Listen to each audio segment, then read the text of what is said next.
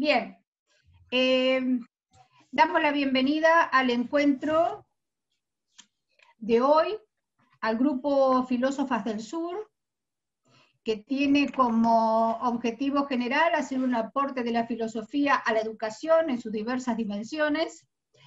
Este grupo pertenece al Instituto 22, somos del Departamento de Filosofía del Instituto 22. Amelia Gallastegui, tengo el orgullo, la dicha de coordinar dicho grupo, acompañada por la profesora Silvina Coronel Salomón, egresada del instituto, colega de filosofía, y Viviana Murgia, jefa de área de dicho instituto, profesora en filosofía, licenciada en educación. Entre las tres estamos armando esta especie de coordinación grupal para proponer dar un cierto giro a la filosofía que tenga que ver con pararnos en tiempo presente. Este grupo, como les decía, apunta a generar conocimiento filosófico para aportar a la educación, pero también para construir un espacio de diálogo intencionado acerca de los problemas del presente. Básicamente la preocupación central en la que apunta con respecto a la educación es tratar de cambiar los ejes discursivos que orientan la educación en general y en filosofía en particular, poniendo el acento en las infancias y las juventudes. Debemos dar un giro epistemológico interesante y un giro sensible, emotivo y afectivo, más interesante aún, de reconocimiento a las alteridades existentes, y básicamente estoy haciendo mención a las infancias y las juventudes. Digo las infancias y las juventudes porque amerita pensarlo de ese tono en la realidad que habitamos. En primer lugar, vamos a comenzar, le vamos a dar la palabra a Viviana Murgia, de la parte de vista de la educación, y después continuaremos con nuestro desarrollo. De existir preguntas acerca de las determinadas ponencias, por favor, las hacemos en chat, y después que hayamos terminado toda la secuencia de los escritos, iremos a un diálogo juntas. ¿Sí? Le damos la palabra a Viviana Murgia. Bueno, buenas tardes. Como dijo Amelia, yo soy jefa de área del Instituto 22 de formación docente de aquí de Olavarría, y además de ser docente de filosofía en el nivel secundario, soy profesora de prácticas en el espacio de práctica de cuarto año del profesorado de filosofía.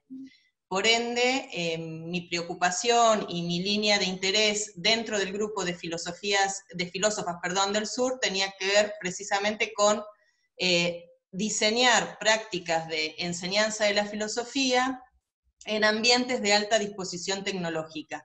En este sentido, yo simplemente voy a contarles cuál era la línea que estaba pensando cuando decidí ser parte de este grupo de investigación, que tenía, como ya les dije, más que ver con el diseño de prácticas de enseñanza, el registro y el análisis de esas prácticas de enseñanza. ¿Por qué pensábamos las prácticas de enseñanza de la filosofía en ambientes de alta disposición tecnológica? Precisamente porque entendemos que la tecnología está presente en nuestra vida cotidiana y configura mucho de los comportamientos que tenemos a diario. Creo que en este contexto está más que claro, ¿no?, que la tecnología hoy nos interpela a diario, y también este contexto lo que ha puesto muy en evidencia es la brecha que tenemos, no tanto en el acceso, sino también en el uso de la tecnología. Por eso entendíamos que en el marco de la filosofía es importante reflexionar acerca de algunos interrogantes, como por ejemplo, cuáles son esas nuevas brechas, cuáles son las nuevas formas de poder y de control en la era digital.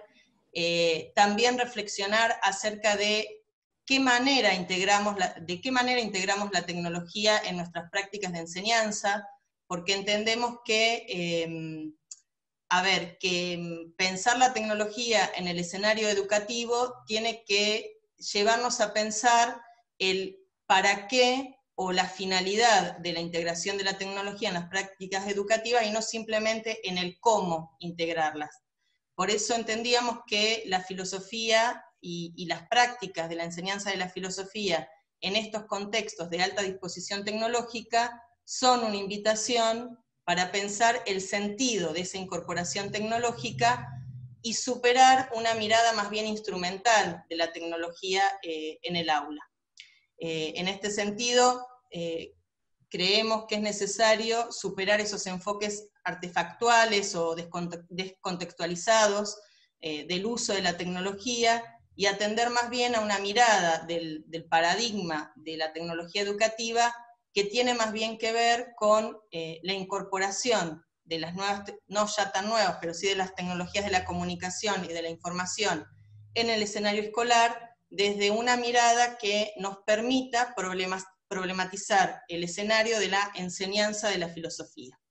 En un principio, mi eje de trabajo tenía que ver con pensar una propuesta para la práctica del profesorado de filosofía que estuviera orientado a ejes de trabajo, superando esta mirada que muchas veces tenemos los institutos de formación docente, de entender que las prácticas y la formación de los futuros profesores, en este caso de filosofía, tiene que ver con ir al aula a cumplir determinado número de clases, o a cumplir con una residencia, o a cumplir con cierta carga horaria para cumplir con esto, ¿no? con las residencias dentro del espacio de práctica. Un poco pensar ese espacio, no ya desde la mirada de las horas o la cantidad de horas que un estudiante debe cumplir para cerrar con ese espacio, sino pensarlo desde ejes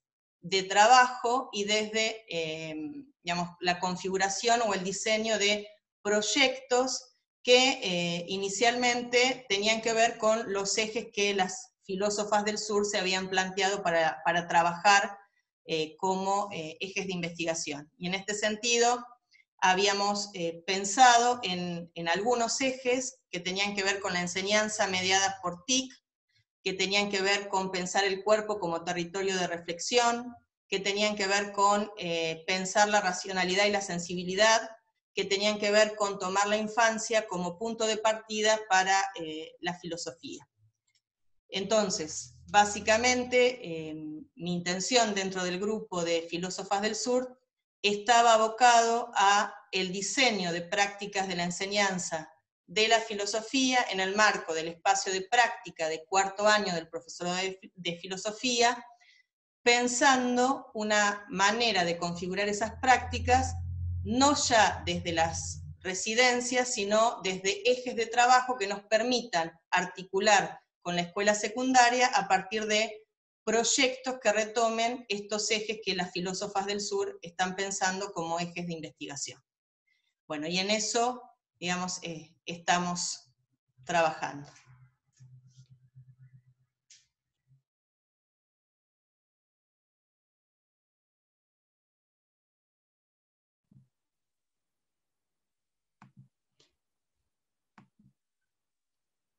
Bien, le damos la palabra a Natalia Vivas.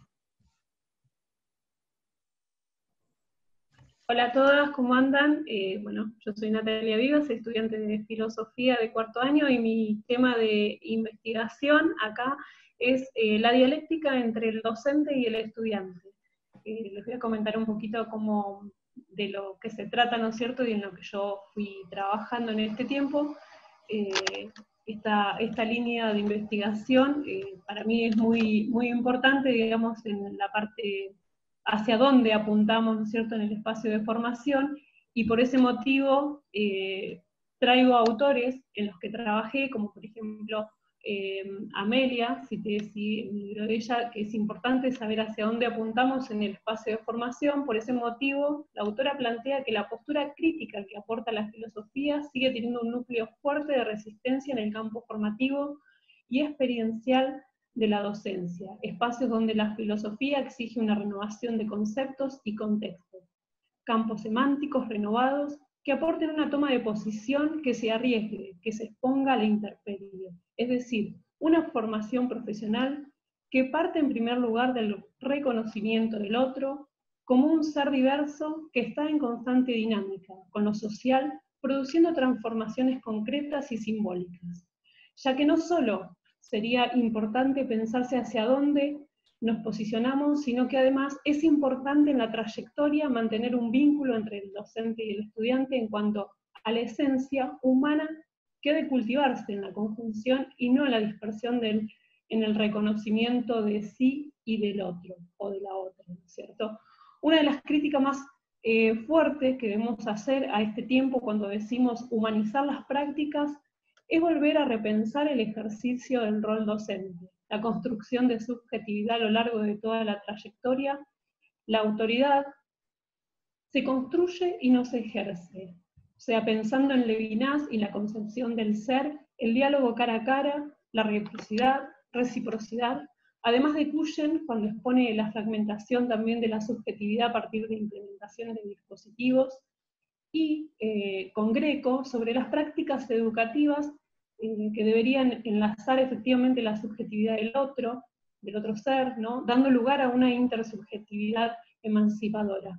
Teniendo que ver básicamente con el rol del docente en el nivel superior y de las prácticas en cuanto al ejercicio de la autoridad como una construcción epistemológica y no como una mera relación de poder, reflexionando, ¿sí? ¿Quién es el docente? ¿Cómo se forma el docente? ¿Cómo se expresa el docente? El cambio sustancial en los marcos teóricos de la formación docente daría lugar a un cambio de relación en las prácticas, ya no dialécticas, sino dialógicas. Si bien a partir del Levinas o la parte de la mirada, ¿no es cierto?, del otro en cuanto al huérfano, que parte él, ¿no es cierto?, del huérfano y la viuda, es importante partir de la mirada del otro en cuanto a otro, que me interpela. De este modo es el punto de partida del pensamiento filosófico que no debe ser el conocimiento, sino el reconocimiento, pues a través de los otros me veo a mí mismo, esto de la mismidad que habla, ¿no? Esto conducirá a nuestro autor a sustituir las categorías tradicionales por otras nuevas, como la mirada o el rostro. Esto que acontece en el diálogo con el otro y la relación cara a cara será fundamental tanto para Levinas como para todos. Esta es la particularidad de la asimetría que se genera entre el docente y el estudiante. Entonces, cuando digo, lo dice Pascal, estoy poniendo en juego la actitud abierta de confrontación teórica que un docente ejerce sobre el estudiante como una demostración de puro poder. Lo dice Pascal y no lo digo yo. Es apelar a la falacia de autoridad con la función de minimizar esos espacios de fortaleza del estudiante. En educación, como práctica de la libertad de Paulo Freire, se entiende que no se aprende a discutir y a debatir con una educación que impone, ¿cierto?, que dicta ideas, que no las cambia. Cuando se dictan clases y no se discute o debaten los temas, en ese contexto se trabaja sobre el educando, no con el educando.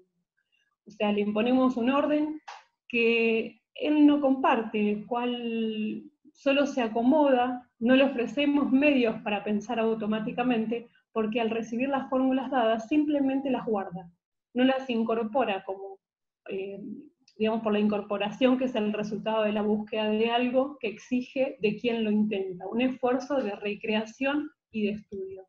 Esta es mi línea de investigación, que bueno, es la que vamos a ir trabajando durante este tiempo.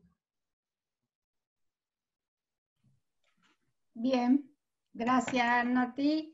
Le vamos a dar la palabra a Evangelina Souhuestes. Hola, buenas tardes. Bueno, yo voy a retomar dos palabras que dijo Nati recién: trabajar sobre el estudiante y no con el estudiante. Y a partir de ahí, mi tema de investigación, que tiene que ver con las infancias, lo que yo problematizo es cómo se dan los contextos hostiles en la infancia y tratando de atravesar estas cuestiones con una proyección ética. Entonces, desde el trabajo tomo como punto de partida la problemática de la vulneración y el descuido sistemáticos de las individualidades en la escuela, en este espacio donde las infancias pueden ser objeto de vulneración, que termina siendo un contexto regulador. Pensar ya de por sí esta franja etaria con la que estoy trabajando, que es mi objeto de estudio, no hace más que reflejar este tejido de relaciones que termina siendo adverso, con el que los niños y las niñas se enfrentan a diario. Las infancias aparecen más debilitadas frente a discursos que algunas veces es deliberado y otras veces no, que son reproductores de pensares y conductas hegemónicos y normalizadores. Se hace difícil pensar que uno de los lugares donde más se visibiliza dicha vulnerabilidad de las infancias es en la escuela. En esta se pone de manifiesto la diferencia que los educadores enfatizan o enfatizamos en el afán de homogeneizar los conocimientos, ¿sí? En ese punto de la reflexión concordamos en el presente trabajo con Gardner cuando nos plantea que no hemos conseguido comprender que en casi todo estudiante hay una mentalidad de un niño de 5 años no escolarizada que busca aflorar y expresarse.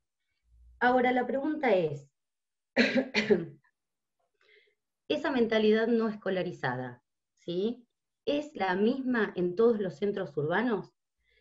Otra de las preguntas que me hago, o que nos hacemos cuando reflexionamos acerca de estas cuestiones, ¿podemos asumir que todos los chicos que llegan a la escuela lo hacen desde centros urbanos?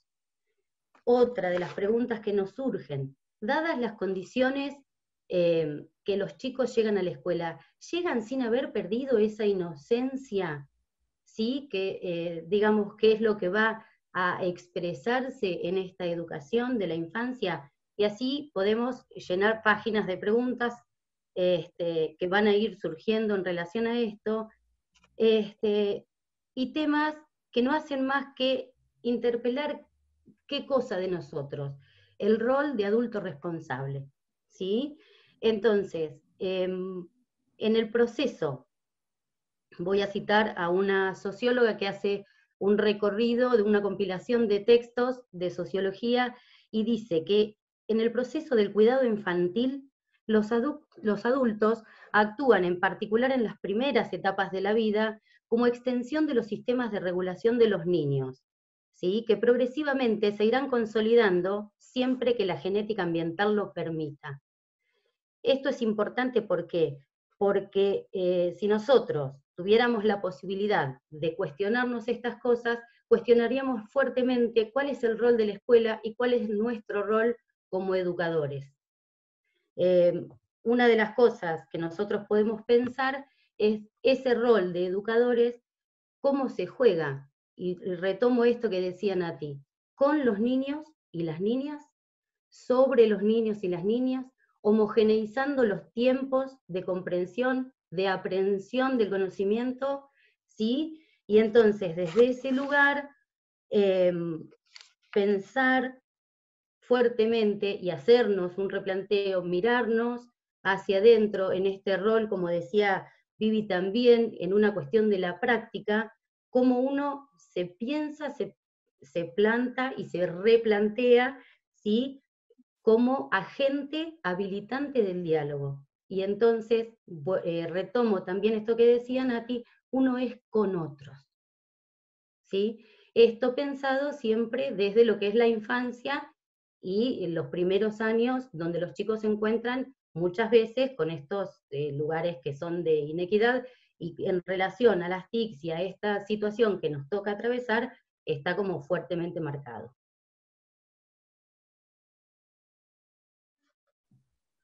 Gracias, Evangelina. Muy bueno lo suyo. Le damos la palabra a la profesora Claudia Escudero. Bueno, yo soy profe de filosofía, colada en el 22 porque no trabajo ahí, pero bueno, soy parte grata de este equipo. Bueno, escuchándolas, lo mío también tiene que ver obviamente con la educación, y por ahí, bueno, completa no, o tiene que ver, está relacionado con lo que veníamos diciendo, el sujeto que aprende, cómo se aprende. En realidad mi tema es la enseñanza como acontecimiento en las aulas del nivel superior. Había puesto también nivel secundario, pero como yo estoy ahora en el superior, ya de lo otro no estoy más, entonces digo, bueno, tratemos de que esto pase en superior, para formar docentes, como dice Viviana, que puedan tener recursos para pensar al otro como sujeto que piensa, y no como cosa a formar, ¿no? Eso no está acá en la investigación, pero lo estoy diciendo. La idea mía es pensar en recrear la práctica y la enseñanza en búsqueda de sentido de encuentro con los otros. En esa comunicación dialógica que abre mundos, que es encuentro de dos mundos, donde hay puntos de contactos, donde habita la posibilidad de ser, hacer y sentir con el otro. Una configuración de lazos para recrear la transmisión de conocimientos de forma inacabada. Justamente, el otro es co-creador de conocimiento conmigo. Yo como docente realizo esa mediación simbólica, reconozco al otro como sujeto cognoscente, y ahí aparece el acto mágico, diría yo, del aprender a aprender. Es un saber dialéctico, es una búsqueda de saber, no saber y saber. ¿Sí? Palabras inspiradoras para que acontezca algo nuevo, que es la novedad. Lo que plantea Beatriz Greco es que cada acto de cada práctica docente es un acontecer, digamos, no hay dos situaciones, si quieren decir didácticas, o de aprendizaje que sean iguales, sino que cada una de ellas acontece en un tiempo y un espacio determinado, y ahí se revela un sujeto a otro y se revela el conocimiento. ¿Sí? Ese es el momento de la novedad, el momento mágico. Hoy la tecnología, por ahí, nos está privando de este momento mágico de encuentro entre humanos, y es quizá en muchos casos facilitadora para encontrarnos con otros, pero obstaculizadora muchas veces porque no nos permite a veces mirarnos sinceramente a los ojos para entablar esa comunicación dialógica, ¿no? Bueno, la idea mía es muchos objetivos para pensar, para seguir investigando, bueno, obviamente tomar a Couchen, y la idea es ver, salir de la concepción de práctica pedagógica propia de la escolarización, que nos hizo, de inicios de la modernidad, que nos hizo creer que la práctica es instrumental, es automatizada, y que vio a la escuela, y la sigue viendo muchas veces como una máquina de educar, ¿no es cierto? Donde por ahí, y de una forma deliberada y políticamente correcta, hace que esto realmente sea una buena práctica, donde no haya ningún tipo de reflexión. El sentido de la práctica, esencialmente humana e ideológica, que puede interpretarse como acontecimiento, que es lo que decía hoy yo, como acontecer, encuentro de espacio y tiempo acotado entre dos sujetos, es algo que se devela para su contemplación y comprensión si yo como sujeto permito que eso acontezca. Tiene que ver con mi posicionamiento ético. No es un acto repetitivo ni mecánico, es todo lo contrario. Es un encuentro de humanos, entre humanos, en un acto de co-creación, que puede ser deconstruido por la reflexión filosófica para indagar e indagarnos acerca de las cosas y el saber de nosotros sobre las cosas. Es un saber que estamos continuamente construyendo y deconstruyendo. Entonces, visualizar la enseñanza como acontecimiento implica la convergencia en un tiempo y un espacio con el otro, a través, como decían ustedes, de una mediación emancipadora, generadora de un espacio intersubjetivo, íntimo, singular y también político, porque verifica y posibilita el desarrollo de capacidades en un espacio público que debe ser la escuela. En este encuentro alguien enseña, pero no queda ajeno a lo que enseña. El que enseña también aprende, y ahí está Freire también un poco metido, ¿no? Aprende y se transforma. Es un acto igualitario y esencialmente humano, en ese acto igualitario y humano que es la palabra. Y por ahí Couchen decía, ¿qué significa pensar hoy la educación? Animarnos a dejar que todo proceso educativo y pedagógico acontezca. Esto es no pretender anular la experiencia, porque Couchen plantea que de pronto hemos convertido la experiencia en experimento, entonces está acabado. La idea que cada sujeto pueda vivir la experiencia de aprender y de atravesar este acontecer. Debe pensarse que en la educación siempre hay una interpelación ética del otro en cuanto otro, en su singularidad. Esta conceptualización de la educación tiene que ver con no reducir al otro a mí mismo, ahí me hace acordar a Mériès con la fabricación, ¿no? Sino hacer que el otro desarrolle la capacidad de entenderse en tanto otro con el otro. En esta interpelación ética el problema que se pone en juego es la justicia, que es lo que decía también hoy Evangelina, ¿no? Estamos todos en igualdad de condiciones para hacer esto, está todo, esto es realmente justo, esto es justo, pero realmente estamos en un estado de justicia. Dice lo que había puesto yo último como para pensarlo, ¿no? En esta interpelación ética del problema que pone en juego es la justicia, al no reconocer y respetar al otro como otro. Y ahí caemos en la violencia, sea real o sea simbólica. Porque la violencia no es otra cosa que suprimir la otredad, no reconocer al otro en tanto otro. Y la educación tiene como punto de partida aceptar la interpelación ética del otro, en su singularidad propia. ¿Quién se va a encargar de enseñarnos a usar bien la razón y la libertad? La escuela, la educación pública. Y ahí me parece que este es un gran desafío, formar docentes, ser docentes. Realmente, bueno, esto recién empieza. Bueno, muchísimas gracias. Terminé, por ahora. Gracias, Claudia. Bueno, gente, ahora vamos a dar un leve vuelco y nos vamos a ir hacia el otro eje, que tiene que ver con la visión de género. Le vamos a dar como un intersticio entre la temática de género abordada desde el lugar de las disidencias o del lugar de las nuevas prácticas y teorías, a Natalia Rueda, que Natalia Rueda va a poner el acento acerca del rol de la mujer en el campo de la educación.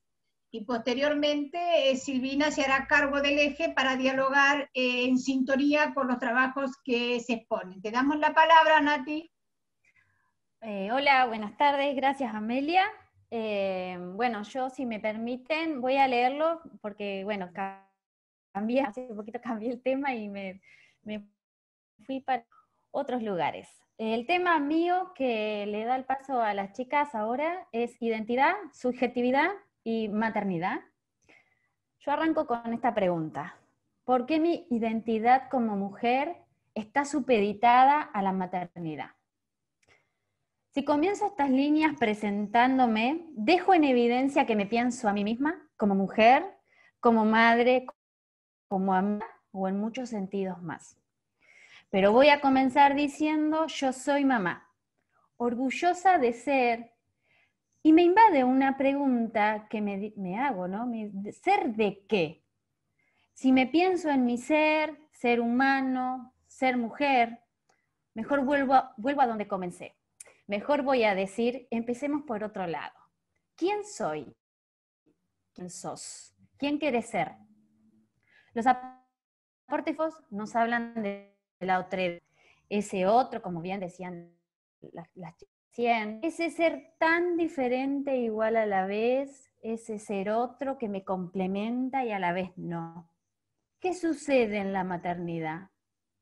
¿Por qué entonces se encuentra en ese conflicto entre la reivindicación de mujer que se plantea siempre como esencial y las exigencias de una situación que la constituyen como no esencial?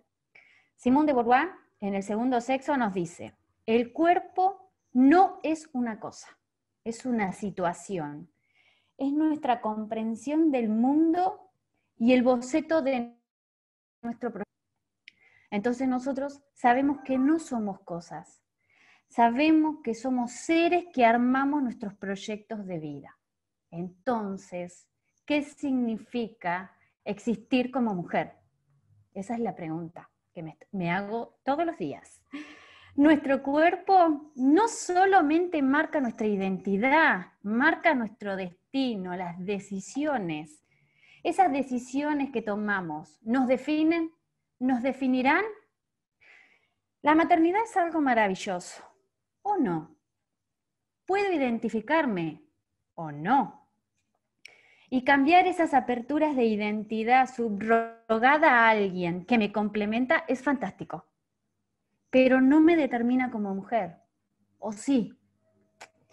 Son muchas preguntas, pensamientos que construimos y debemos construir y reconstruir. Es cambiar lo que somos, lo que pensamos, lo que construimos y destruimos con nuestro propio discurso, con nuestras prácticas. ¿Por qué? Porque mi identidad no debe estar supeditada a nada ni nadie. Soy mujer y tal vez, ¿sí?, pensar una nueva definición de mujer es lo que me lleva a cuestionarme si lo que conocemos filosófica e históricamente de la mujer es lo que debemos comenzar a cambiar. ¿Sí? Es la pregunta que me hago todos los días. ¿Tenemos que cambiar la definición de mujer? ¿Qué hay? ¿Qué hay de ahí detrás de esa definición de mujer, pensada como cuerpo por un lado y pensada filosóficamente por el otro? Estoy abordando esos temas porque me están tocando. Y bueno, pido mil disculpas por no tener cámara porque se me acaba de romper, no sé qué pasó. Y el celular no me dejó descargar tampoco. Así que bueno, eso es mi tema, Amelia. Gracias. Muy bien, gracias Nati. Excelente. Le damos la palabra a Silvina para que conduzca este eje, ¿sí? Bueno, buenas tardes nuevamente. Para quienes no saludé, bienvenidos, bienvenidas. Está bueno esto que plantea Nati porque cambió radicalmente el eje que ha presentado en noviembre. En realidad lo que estamos haciendo ahora es un poco avanzar o presentar cuál es la amplitud que le pudimos dar a ese desarrollo que presentamos en noviembre, o qué perspectiva se amplió en relación a los ejes presentados. Y está bueno porque voy notando que todas tuvimos cambios ahí y aperturas en relación al discurrir del año también y de todo lo que está pasando. En mi caso, soy docente de filosofía egresada del Instituto 22 y estoy también trabajando en el nivel terciario en un instituto de Miramar, de la provincia de Buenos Aires.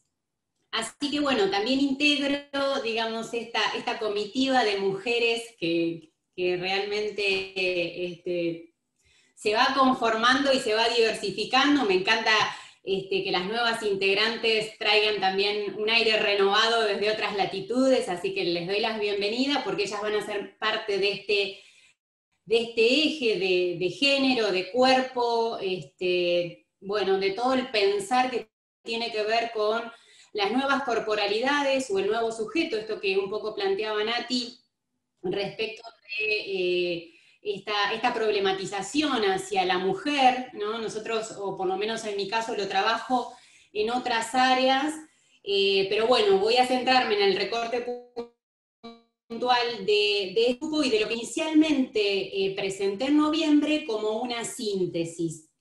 A mí lo que me interesaba era reflexionar justamente sobre la tendencia actual de reducir los espacios de enseñanza de la filosofía.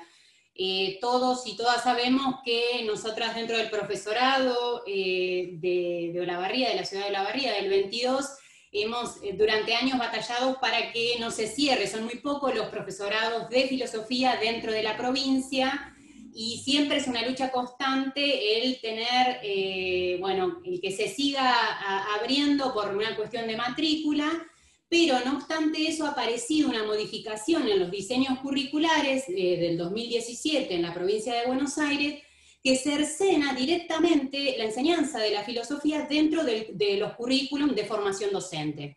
Entonces me interesa resignificar, o por lo menos el planteo en noviembre era resignificar el aporte que la disciplina filosófica ha tenido y tiene dentro de la formación docente para la producción de un pensamiento crítico situado, entendiendo que la tarea docente requiere en sí misma de un posicionamiento identitario que posibilite modos de reconocimiento de esa alteridad sintiente y de la contemplación de los múltiples matices que supone toda práctica pedagógica actualizada. Entonces, mi búsqueda se aboca a superar esa mirada fragmentada acerca del sujeto que se expresan, entiendo, en las políticas educativas actuales. Es decir, me interesa recuperar al otro en tanto sujeto pedagógico que percibe su cuerpo como espacio de habitabilidad, a la vez que se encuentra inmerso en la contingencia de la vida institucional. Es decir, que el cuerpo del otro me interpela en su carácter integral relacional, así como ciertos aspectos que van pregnando el sentido de humanizar las prácticas educativas. Entonces, voy de alguna manera a indagar en este proceso investigativo, de alguna manera en el poder vislumbrar esa violencia simbólica, psicológica o física que emergen dentro de las aulas, pero que también se van derivando dentro de todos los que sería el ámbito institucional o los claustros académicos. O muchas veces, e incluso lo notamos, quienes hemos participado de distintos grupos, en donde también hay participación masculina, como el pensamiento femenino o la participación femenina queda subsumida a determinadas legitimaciones dadas por los hombres en este caso, o por el género opuesto. Entonces, identificar dentro de lo que serían las prácticas educativas, este tipo de violencias, era parte del entramado del proceso investigativo. Hice un recorte, que era lo que decía inicialmente, un recorte problematizador que tenía que ver con detenerse en esos criterios enunciados en las nuevas políticas educativas que se implementaron en el nivel terciario desde el año 2017 en la provincia de Buenos Aires, y que de alguna manera planteaban estos cambios nodales en el diseño curricular para el nivel superior de la provincia, que por un lado viabilizaban cursadas semipresencial, lo que cuestionaba tanto esta emergencia o por lo menos la recuperación del cuerpo como espacio de habitabilidad, o cómo es afectado el cuerpo dentro de los espacios áulicos, y por el otro el recorte puntual de la implicancia epistemológica de la filosofía en cada una de las carreras de formación docente que los distintos institutos de la provincia proponen. Es decir, mi pregunta radica en esa ontología relacional que subyace desde estas propuestas curriculares. Entonces, dentro de estas consideraciones me interesaba, o sea, por lo menos pretendía entender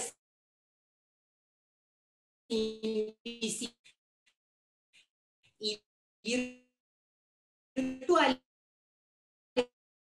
invisibilidad, aprendizaje, y si de alguna manera tornaba vulnerables esa premisa de hacer visibles las otras alteridades que habitan. En su momento, en noviembre, cuando presenté esta línea de trabajo, no estaba dado todo este contexto que hoy se presenta también como un espacio de análisis aún más enriquecedor de todo esto que vengo señalando.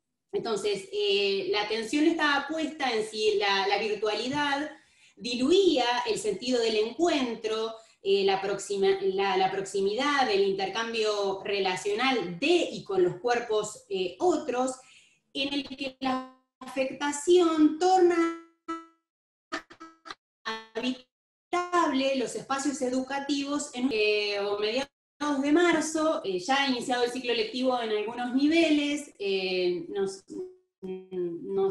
alguna manera nos interpela el contexto de pandemia, que de alguna manera nos pareciera que deja anacrónico este planteo de interpelar, pareciera que acá confronto con lo que Vivi propone, pero en realidad no, es poner en tensión lo que el diseño curricular actualizado está proponiendo en base a las cursadas semipresenciales y virtuales en el sentido pedagógico o de humanizar las prácticas. Entonces, pareciera que ese planteo quedó anacrónico porque los institutos o las instituciones que de alguna manera ya estaban poniendo en funcionamiento las distintas plataformas para llevar adelante las clases virtuales o la digitalización de los recursos, bueno, obviamente que en algunos casos facilitó el acceso para poner en marcha o para continuar la cursada o el ciclo lectivo que se vio interrumpido por el contexto de aislamiento. Entonces, todos sabemos que esto va a conllevar, obviamente, el uso exclusivo y desmesurado de Internet en los docentes, en los trabajadores, la reformulación del tiempo de trabajo, muchas veces saturados en los docentes, y también en quienes tienen a cargo niños que tienen que estar simultáneamente acompañándolos en la virtualidad. Entonces, como que todo este contexto me permitió ampliar o analizar esa mirada que inicialmente tracé y ver de qué manera se está dando o se está posibilitando, cuáles serían los beneficios y cuáles serían las incongruencias que aparecen en estas dinámicas o en estas propuestas de diseños curriculares de semipresencialidad o virtualidad completa. ¿Por qué? Porque también soy estudiante dentro de una licenciatura en la virtualidad, o sea que me toca estar del lado de estudiante y del lado de docente acompañando procesos en este contexto.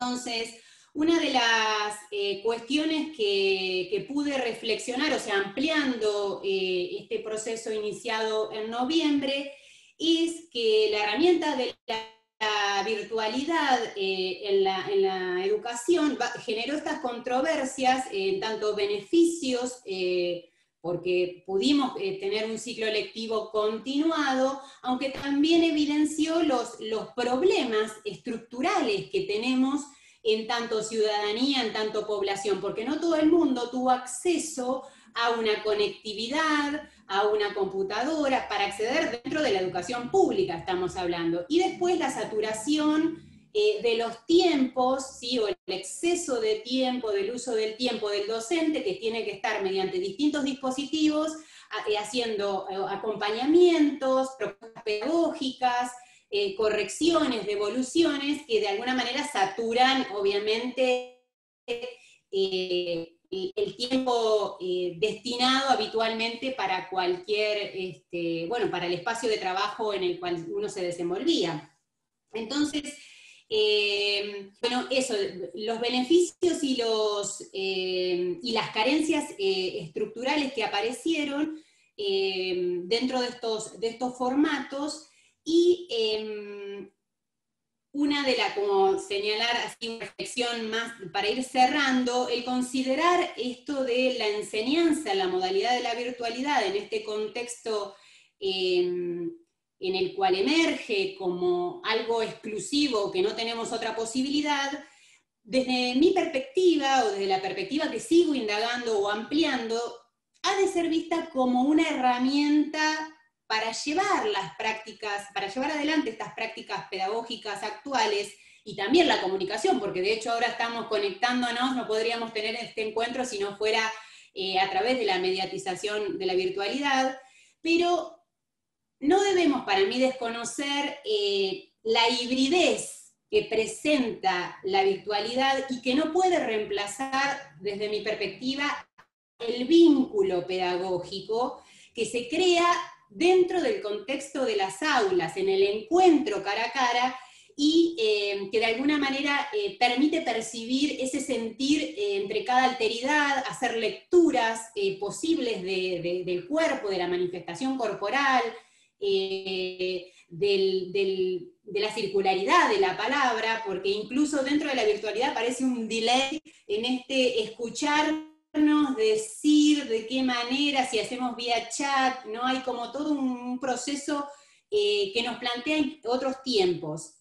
Entonces, ese sentir de cada alteridad para mí representa o refiere a estas singularidades que están cargadas de sentido e involucran al cuerpo como parte de cada existencia. Entonces la construcción de sentidos no puede ser homologado desde la virtualidad, en la tarea de enseñanza-aprendizaje actual, se evidencia como vacía de sentido al no permitir la interpelación crítica e inhibir ciertos aspectos del vínculo humano.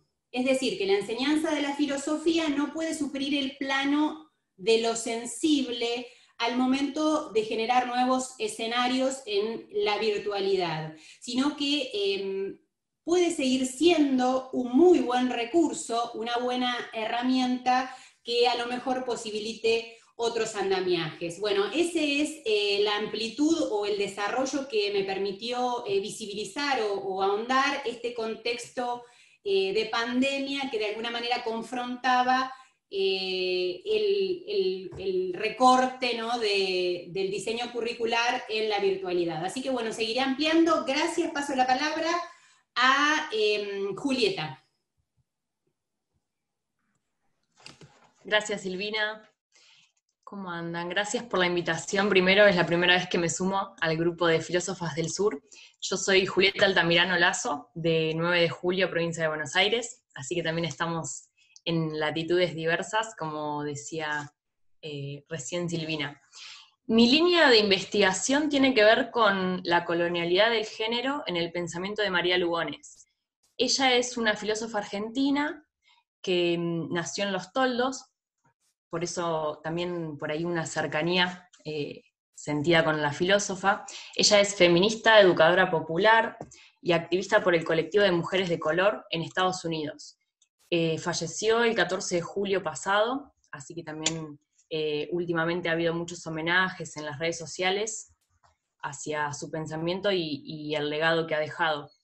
Ella puntualmente afirma que el género ha sido una imposición colonial. La colonialidad del poder introduce la dicotomía racial fundamental para sostener el sistema moderno colonial. Esta dicotomía es la de humano-no humano. Esta deshumanización de los pueblos indígenas y personas negras, a partir de la idea de raza, tuvo efectos cruciales para legitimar el dominio europeo, imponiendo modelos económicos, epistémicos, religiosos y también una imposición sexual y de género. Es decir, quienes eran no humanos no estaban habilitados a tomar la palabra, carecían de alma y también de género. Los humanizados, es decir, los colonizadores, sí tenían género, eran mujeres y hombres, mientras que los deshumanizados eran machos y hembras, es decir, meras bestias sin género, pero con funciones sexuales bien definidas. A esta diferenciación racial humano-no humano, entonces, se incorpora a su vez la engeneración de hombres, mujeres, por un lado, machos, hembras, por otro. Entonces, la colonialidad del género que la autora propone es inseparable de la colonialidad del poder. Entonces, mi investigación se dedica un poco a profundizar en este concepto de colonialidad del género y cómo sus efectos perduran hasta hoy en las relaciones comunales y en la existencia misma. Como les decía, ella nació en Los Toldos. Me interesaría por ahí contarles un poco de su historia porque tiene que ver también con su filosofía. Ella nace en Los Toldos, se mudan a Buenos Aires y cuando cumple 16 años sus padres descubren que era machona. Esto lo dice en una entrevista. Y la encerraron en una casa durante 2 meses con todas las ventanas cerradas como castigo. Y le pasaban comida todos los días esperando a que ella cambiara. El castigo no dio los frutos que esperaban, por lo cual decidieron encerrarla en un manicomio. Ella cuenta que no la encerraron por un diagnóstico médico, sino que la metieron ahí por la fuerza, que nunca la vio ni un psicólogo ni un psiquiatra, sino que era solo una prisión de mujeres con torturas terribles. Ella resistió en comunidad con esas internas también, y de hecho escribe en una de sus obras, dice, cito, «Una forma eficaz de la resistencia yace en no estar dispuesta a ser curada. Finalmente negoció con su familia radicarse a Estados Unidos, donde María cursó sus estudios universitarios en filosofía, obteniendo una licenciatura. Su doctorado se dedicó al estudio de la ética a Nicómaco, especialmente al concepto de amistad. Luego fue parte de la Asociación Argentina de Mujeres en Filosofía, cuando viajaba acá a nuestro país, y en los 2000 se incorpora al grupo Modernidad, Colonialidad, e introduce en el grupo categorías de análisis centrales, en tanto que posiciona al género y a la sexualidad no como categorías más, sino como constitutivos, junto con la raza del poder colonial. Ella critica el esquema de la colonialidad de Aníbal Quijano, en tanto su análisis no cuestionaba la heteronormatividad, ni tampoco el dimorfismo biológico.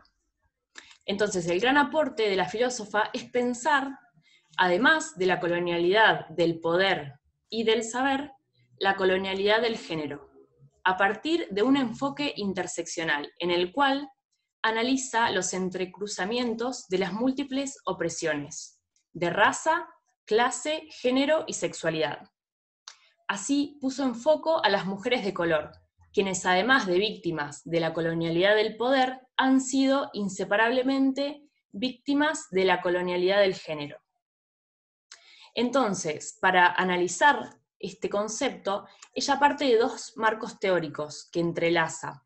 Por un lado, los trabajos de los feminismos de mujeres de color, que toman el concepto de interseccionalidad de raza, género, clase y sexualidad, para mostrar esa exclusión histórica de las mujeres no blancas de los procesos emancipatorios en nombre de la mujer. Y acá me recuerda un poco a lo que decía recién la compañera, en tanto cuestionar un poco de qué es ese concepto de la mujer.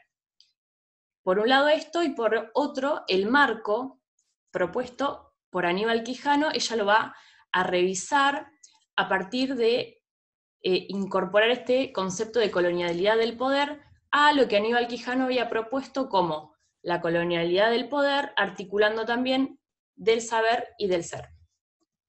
Entonces, a partir de estos marcos, ella introduce un término provisorio que es el de sistema moderno colonial de género, que es un modelo organizador, social y comunal impuesto por el proceso civilizatorio que subordina a los no blancos en tanto no humanos, por un lado, pero además este proceso asigna género al grupo que fue humanizado, clasificando según mujeres y hombres, mientras al grupo deshumanizado no se le asigna género, sino que, igualados a la bestialidad, se los reduce a meros machos, hembras con una función sexual específica.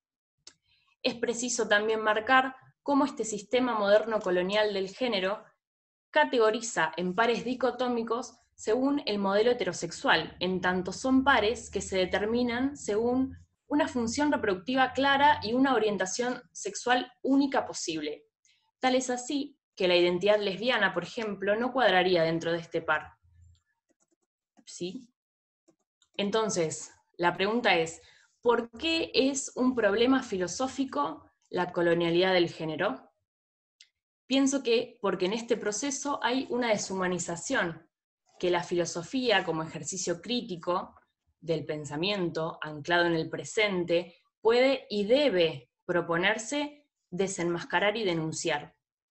Por eso en uno de sus artículos, Colonialidad y Género, la autora manifiesta la preocupación por la indiferencia de los hombres colonizados sobre los horrores de la violencia de género en las comunidades indígenas y cómo esas violencias rompen los lazos comunitarios. Pero no solo a nivel de la vida cotidiana es que esa indiferencia se evidencia, sino también a nivel teórico y filosófico. ¿Han tomado, pregunto, los pensadores decoloniales varones el problema del género como una preocupación central en sus producciones? La respuesta es no. Tanto el género como la sexualidad han sido abordados desde un no cuestionamiento al dimorfismo biológico, que nos separa entre mujeres o varones, y a la heterosexualidad como orientación sexual impuesta, obligatoria, sino que han sido siempre supuestos dados que se los acepta sin cuestionar y por eso se los termina reproduciendo. este es uno de los problemas de Quijano, dice María Lugones, quien aborda el tema de la colonialidad sin cuestionar estos elementos que componen el sentido colonial del género. Ella dice que mientras Quijano sí cuestionó los fundamentos biológicos de la idea de raza, no así lo hizo con la idea de género. La raza y el género son ficciones poderosas, que fueron ideológicamente postuladas como biológicamente verdades. Según Lugones, pensar desde la interseccionalidad permite hacer visible lo que no se veía al estudiar las categorías raza y género por separado. El pensamiento categorial, como sabemos, separa, ¿sí?, lo que debe analizarse en realidad como una lógica de la fusión, en la que raza, género, sexualidad, clase deben leerse como las hebras de un tejido que se entrelazan y que constituyen entramados de poder y resistencias. Cuando percibimos género y raza como entramados, podemos visualizar esas opresiones que han sufrido las mujeres de color, por ejemplo. Esas opresiones son marcas potentes de sujeción o dominación, dice. Son marcas entrecruzadas que oprimen, moldean y reducen a la persona. Entonces, el enfoque interseccional es una crítica al feminismo blanco en tanto no entendieron el género, la clase y la heterosexualidad como categorías racializadas. Pero además, el feminismo burgués y blanco tomó las riendas de la liberación de la mujer, entre comillas, desde un sentido universalista, sin tener en cuenta que lo que allí aparecía en realidad era el sentido blanco del ser mujer. Es decir, esa pretendida universalidad de la mujer como sujeto histórico del feminismo es racista, dice María. Entonces, con la colonialidad del poder, solo las mujeres blancas burguesas han sido consideradas mujeres, mientras que las hembras no humanas fueron excluidas de y por esa caracterización. Es decir, no solo fueron subordinadas por mujeres, sino también tratadas como animales sin género, con caracteres de sexo definido, pero sin rasgos de femineidad. Entonces, para finalizar, digo, la colonialidad del género evidencia la complicidad e indiferencia de los hombres, incluso los hombres de color, en la trama de opresión que han sufrido y sufren las mujeres de color. Esta complicidad de los hombres, es herencia del poder colonial, dice María Lugones. Por este camino estoy yendo, así que les agradezco muchísimo por escuchar. Gracias, Julieta. Bueno, Julieta y Lorena Marcos se están incorporando al grupo de Filósofas del Sur, son de 9 de julio, docentes de filosofía. Así que bueno, bienvenidas, por eso también estamos escuchando su propuesta, su mirada, su perspectiva para integrar a este grupo de investigación. Lorena, te doy la palabra. Bueno, gracias Silvina. Buenas tardes a todos. Bueno, yo en principio estoy contenta de estar en este espacio. Quiero agradecerle especialmente a la licenciada Amelia Gallastegui por haberme invitado a formar parte de este grupo de investigación, del cual ya estoy escuchando todas las ideas que están circulando y realmente son muy interesantes y bueno, sin conocernos personalmente, ¿no? Como el primer encuentro virtual en este contexto, puedo registrar que estamos muy sincronizadas, o sincronizadas podríamos decir. Hoy elegí para esta presentación hacer leer, porque bueno, tenemos un tiempo corto y entonces quisiera que situarme y que conozcan, digamos, desde dónde vengo trabajando, cuál sería el rastreo teórico, ¿no? Desde el cual vengo trabajando algunas ideas, bueno, y cuál sería la idea también que voy a empezar a desarrollar para esta ocasión. Así que voy a leer por ese motivo. Si ustedes no me escuchan o se corta, me gustaría que alguien por ahí lo escriba, porque la conectividad es muy mala en donde vivo, porque no soy de 9 de julio, soy del distrito de 9 de julio, eso también me gusta aclararlo. Vivo en La Niña, que es un pueblo, entonces me encuentro geopolíticamente situada en la periferia de la periferia de la periferia. Bueno, voy a comenzar. Les emergentes negades, despertando. Anotaciones en torno a quienes se encuentran geopolíticamente en la periferia, comenzando a despertar. Es decir, a reconocerse en un decir propio textual, corporal y sentivivencial.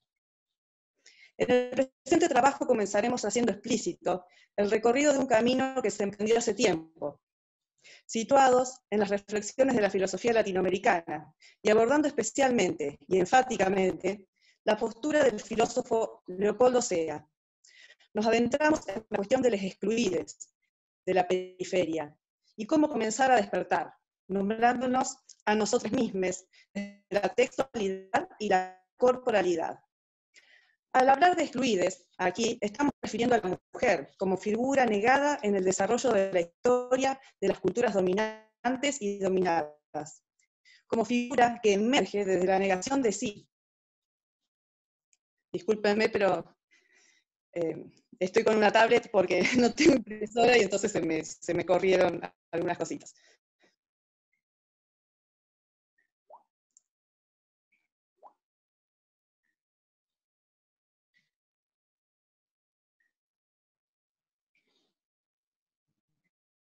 Retomo, para volver. Al hablar de excluides, aquí estamos refiriendo a la mujer como figura negada en el desarrollo de la historia, las culturas dominantes y dominadas, como figura que emerge desde la negación de sí, para dar cuenta de su ser y estar en el mundo.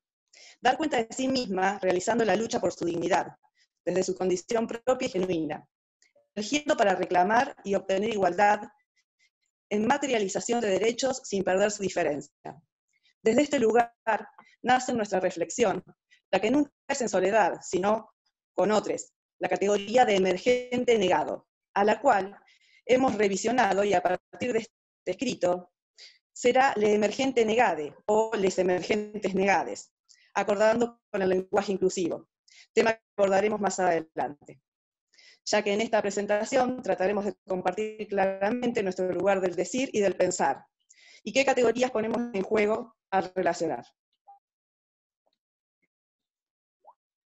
Sostenemos que la mujer, desde un imaginario social impuesto, ha sido ocasión de traducción ajena, ha sido nombre ajeno, identidad justapuesta, siguiendo el decir de Leopoldo Sea en su libro Fin del Milenio, del año 2001, donde remite a la obra de ballet de Maurice Béjart, Eschereceda, basada en la historia de las 1001 noches. Pero el artista contemporáneo presenta a una mujer que se libera, una mujer que emerge desde la dominación, una activista que incita a la rebeldía y logra su liberación. Cito, pero el canto del relato queda roto cuando las odaliscas que desfilan desgarran sus vestidos y aparecen guerrilleras que los acribillan a los sultanes y luego se enfrentan a sus colonizadores. El ballet termina con el tema de las banderas de todos y cada uno de los países colonizadores. Fin de cita.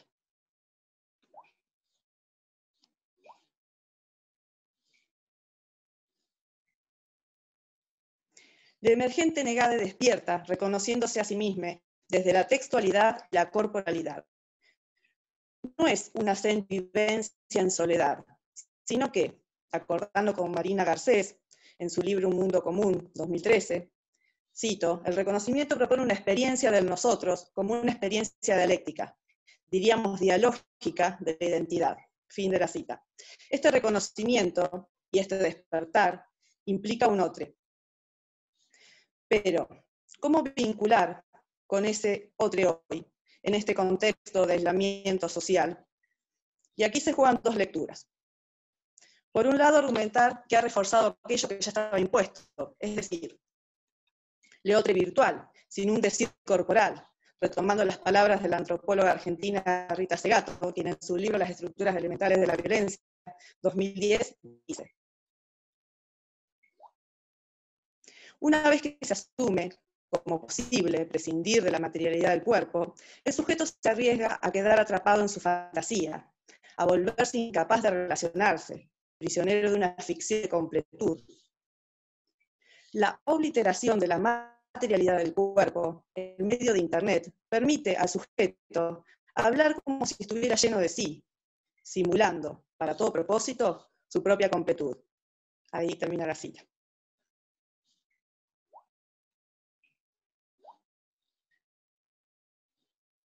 Nos preguntamos acerca de las reales condiciones de posibilidad de liberación de las emergentes negades en los contextos de la red. ¿Es posible una liberación, un emerger propiamente auténtico? ¿Cómo fue una senti experiencia compartida, allí donde prevalece la ficción? Consideramos una obligación este preguntar, ya que sostenemos que tenemos una misión, y esta idea la retomo de Enrique Hernández, el filósofo argentino. Idea que generalmente lo cito cuando hago una exposición.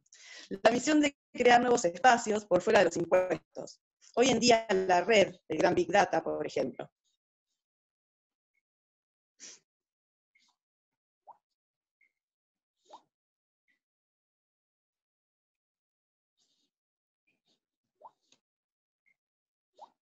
Discúlpenme, pero estoy con un dispositivo que no es mío porque tuve algunos problemas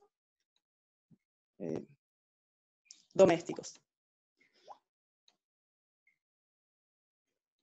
Así que traté de salvar lo que tenía escrito.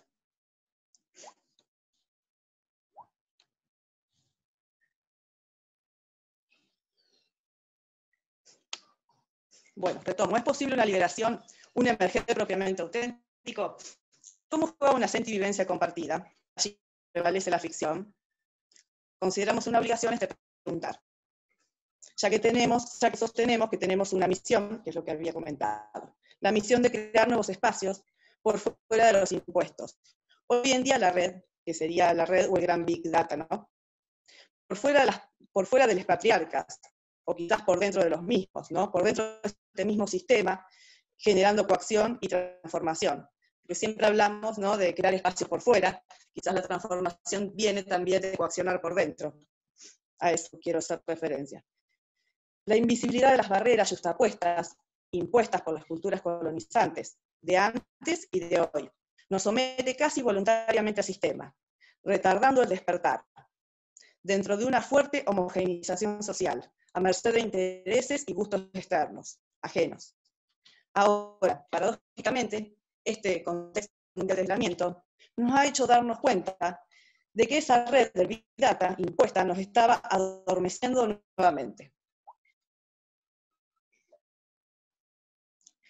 Desde este pensar situado en el cual somos afectados, sostenemos que en el actual contexto mundial, el aislamiento social, el cual deberíamos considerar como pensadores de nuestro tiempo, lo vivenciamos como un dejar en evidencia que la red, eso ya lo sostengo, lo afirmo, estaba adormeciéndonos, retardando nuestro despertar.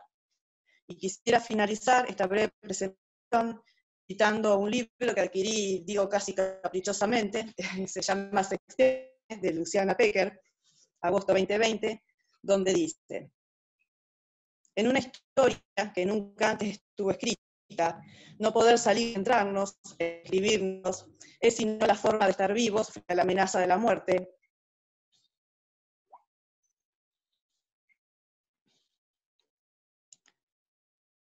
Perdón.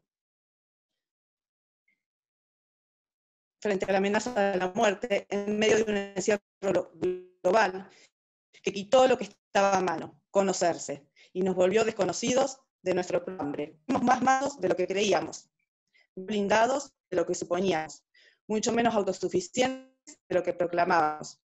Y esa barrera despertó, tal vez como una aleluya más fuerte que el amén que no derramó ni caridad ni fe desde las iglesias más preocupadas en reprimirnos que en redimirnos. Despertó el encuentro con una voracidad gloriosamente subversiva.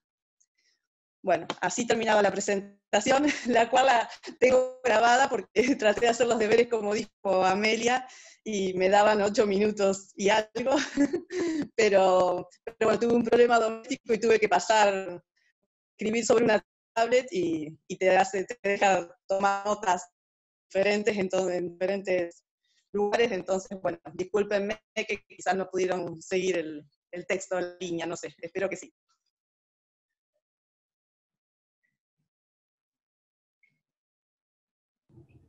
Gracias, Lore, gracias.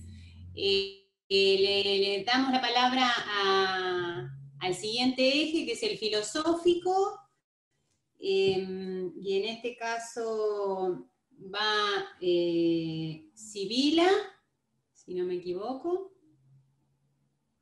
¿Sí? Así que, Sibila, te damos la palabra. Hola, chiquis. Estoy con un internet medio inestable, me está diciendo que el ancho de banda es bajo, espero que no se corte. Bueno, la idea, ¿me escuchan bien? Genial. Bueno, la idea en cuanto a esto es pensar dentro de las categorías filosóficas tradicionales la idea de sujeto. Como sabemos, como toda disciplina, la filosofía se maneja dentro de términos y definiciones que, bueno, retomando un poco a Lakatos, se encontrarían en el núcleo duro de los programas de investigación. Estudiando filosofía contemporánea me doy cuenta de que muchas de estas categorías son categorías que ya tienen que ser superadas. Y bueno, la que estoy tratando de reformular, que un poco me estoy metiendo en camisa de 11 varas, es la de sujeto. Bueno, la idea sería pensar una filosofía contextualizada. Esta categoría de sujeto aparece en un momento y un espacio geográfico muy particular. Entra dentro específicamente de la modernidad europea.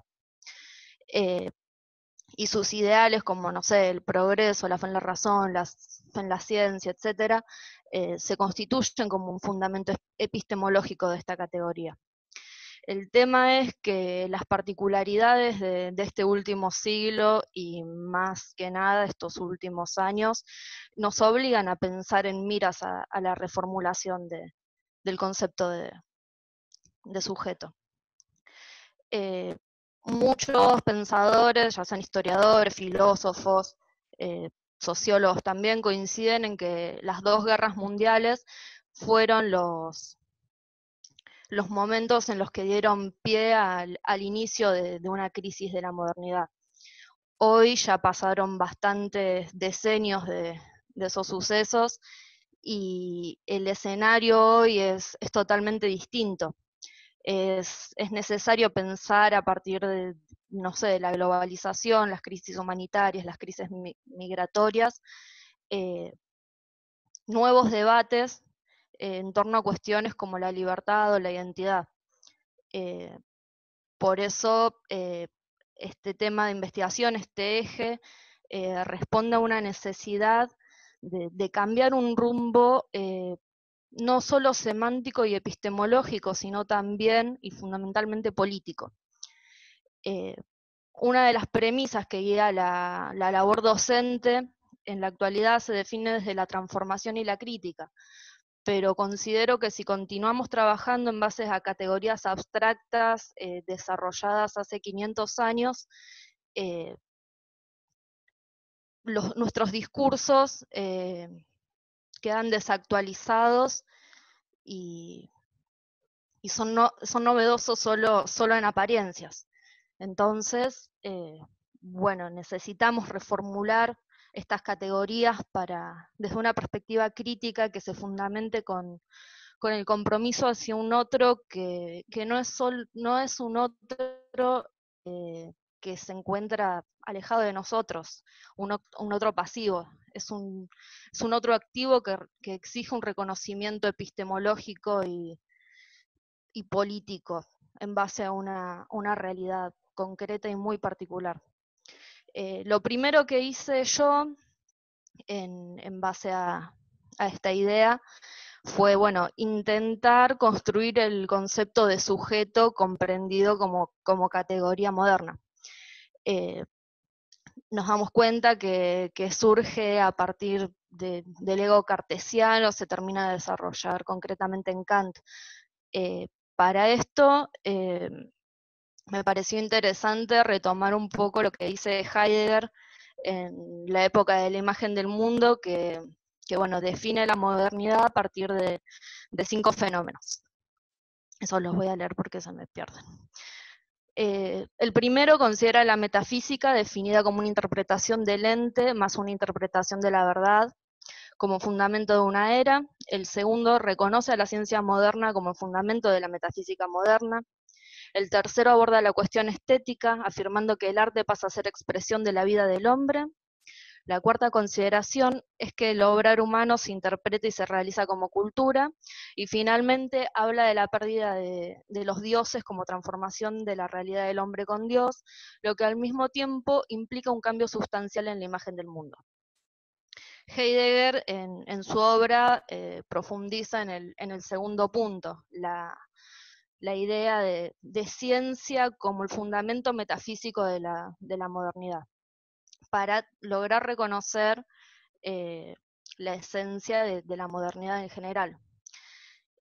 Ahí en este punto nos preguntamos entonces, ¿cuál es la idea entonces de sujeto en relación a esta concepción? Se llega a la conclusión de que, bueno, lo esencial en este punto es la relación sujeto-objeto. El sujeto nace como cogito a partir de Descartes y se convierte en aquel ente sobre el que se fundamenta todo objeto y toda verdad. El sujeto se convierte en centro de referencia epistemológica y ontológica de una época. Esto es como primer punto de análisis de la investigación. No me voy a extender mucho porque son cuestiones más que nada técnicas e históricas. Bueno, llegando al punto central de análisis, bueno, y considerando las guerras mundiales como el primer punto de ruptura en el cambio de época, consideramos que hoy existe un doble parámetro cultural que deviene en paradigma y es un poco complejo de analizar respecto a lo político. Por un lado nos encontramos con una globalización económica y cultural que en los últimos años se ha vuelto totalmente masiva frente al avance de nuevas tecnologías de información y comunicación, y por el otro nos damos cuenta de que existe un avance cada vez más fuerte de ideales fascistas y violentos de discriminación. Ese sujeto cartesiano y kantiano que definía la ontología de la modernidad ya no existe. El relato de orden y progreso se llegó a su fin hace ya muchos años. Hay muchos intelectuales que vaticinan no solo la muerte de la filosofía como tal, sino además el fin del sentido de la humanidad. Pero bueno, yo considero que a pesar de esa evidencia empírica que nos podría llevar a aceptar esta tendencia, consideramos que la esperanza puede llegar a estar puesta en los nuevos sujetos históricos, sujetos que antes eran marginados, invisibilizados por un marco conceptual hegemónico eurocentrista. Bueno, estos nuevos sujetos dan lugar a un nuevo sentido de lo real. Si pensábamos, como dije hace un ratito, que el sujeto y la metafísica de la modernidad se definían en relación a un tipo de ciencia, considero que el nuevo sujeto se define desde lo político. Y para considerar estos puntos he avanzado con dos sentidos.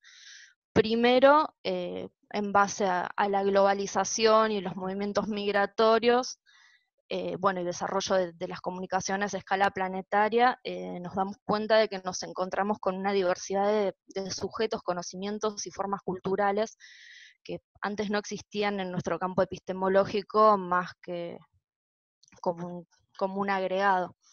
En este sentido podríamos pensar que uno de los aspectos que podrían definir el nuevo sujeto, si es que aún lo podemos seguir llamando sujeto, es el de la pluralidad contra el ideal hegemónico de la Ilustración. Otro punto que me parece relevante es la irrupción de movimientos de mujeres y disidencias sexuales. Cuando hablamos de la categoría de sujeto, no nos encontramos solo con una categoría semántica vacía de sentido, sino que trae aparejado un marco prescriptivo y valorativo que deja por fuera muchos actores sociales y políticos. Entonces, teniendo en cuenta esto, como un avance en este intento de redefinición de esta categoría, el reconocimiento de la complejidad de las identidades como punto de partida para una revisión emancipatoria podría llegar a ser otro de los aspectos que podrían llegar a definir un nuevo sujeto. Y acá en otro punto me interesa resaltar la idea de cuerpo, que no la he desarrollado mucho porque cuando empecé a hacer esta investigación en julio del año pasado y la presenté en noviembre, muchas cuestiones políticas habían cambiado. Durante el verano me dediqué a reformularla en función de una nueva realidad política y me encontré con marzo que el mundo otra vez había cambiado. Así que se me complica bastante. En base a la idea de cuerpo, estamos pensando en una tradición occidental que define al sujeto, a grandes rasgos, como un ente compuesto de cuerpo y mente. Son parámetros que tradicionalmente fueron indisociables. Pero hoy, pensándonos en contextos de pandemia más que nada, este cuerpo hoy es totalmente diferente. Mientras que por una parte estamos hiperconectados en una aldea global, cada día nos encontramos más separados en lo que respecta a lo físico. Y entonces, también recuperando esta idea de que lo político es hoy lo que define al sujeto, me queda desarrollar ese abordaje que nos permita un intento de redefinición, teniendo en cuenta las nuevas formulaciones en lo que respecta al biopoder, en relación más que nada a una violencia que se ejerce sobre cuerpos que buscan emancipación desde un sentido político. Eso es más que nada lo que he estado trabajando estas últimas semanas.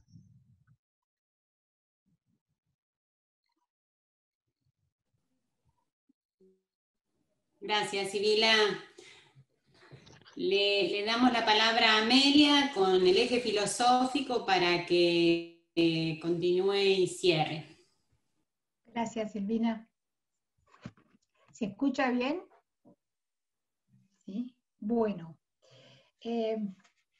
Mi trabajo, lo voy a leer porque las que me conocen saben que yo tiendo a lo discursivo más que a la lectura, pero es un trabajo nuevo y se llama En el presente el ser se dice de muchas maneras.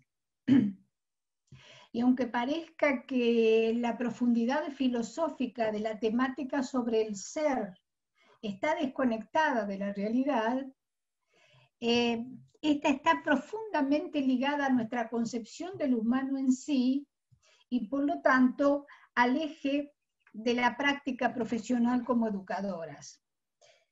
Yo soy docente del profesorado en nivel primario y de profesorado en nivel secundario y todavía estoy trabajando en secundaria en 6º año actualmente. Esta preocupación por pensar el ser parecería hoy una cuestión banal, pero para mí es una cuestión de problematización radical de aquello que comprendemos por ser.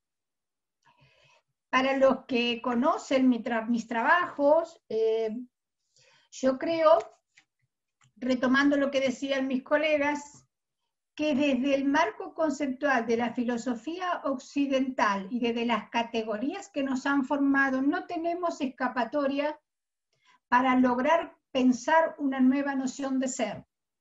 espacio de configuración y de reconstrucción que sí nos da el arte. Entonces, ustedes van a encontrar a lo largo de mis trabajos muchas fisuras en los marcos racionales conceptuales que utilizo para insertar categorías poéticas metafóricas o simplemente aquellas que expresan la sensibilidad del ser puesta en el plano del pensar. Soy una persona que le gusta la filosofía, pero más me gusta el ser, y que discuto con esa noción de ser en la que hemos sido aprendidas y enseñadas. Tengo un posicionamiento latinoamericano crítico, y en ese sentido vengo haciendo la línea de Enrique Dussel, y estoy en el momento de la reflexión crítica acerca del desarrollo de la filosofía y la política de la liberación e incluso de la ética, por el hecho de pensar en un sujeto universal y no en un ser particular. El pensamiento madura, y es propio del pensamiento cambiar, criticar, y marcar aquellas líneas difusas que antes nos parecían ideológicamente sensatas. Este trabajo tiene 3 tópicos básicos, que es pensar el ser hoy, pensar en las huellas, actualidad y ser, lectura y pensamiento. Pensar el ser hoy. La tópica presente aborda así, sin más, el proceso arduo de liberar la letra de los neologismos existentes. Ello tiene como punto de partida la reflexión crítica acerca del tono con el cual tematizar una más contemporánea noción de ser exenta de definiciones, es decir, una perspectiva abierta al pensamiento y a la imaginación del otro ser sin pretender lograr estatus clasificatorio alguno. Es una búsqueda un tanto más pragmática, sensible y arriesgada, porque en el concierto puntual de las acciones, los problemas recientes difieren radicalmente de los esquemas clásicos, modernos e incluso postmodernos, con lo que se concreta la estructura disciplinar en filosofía en cuanto a lo que atañe al ser.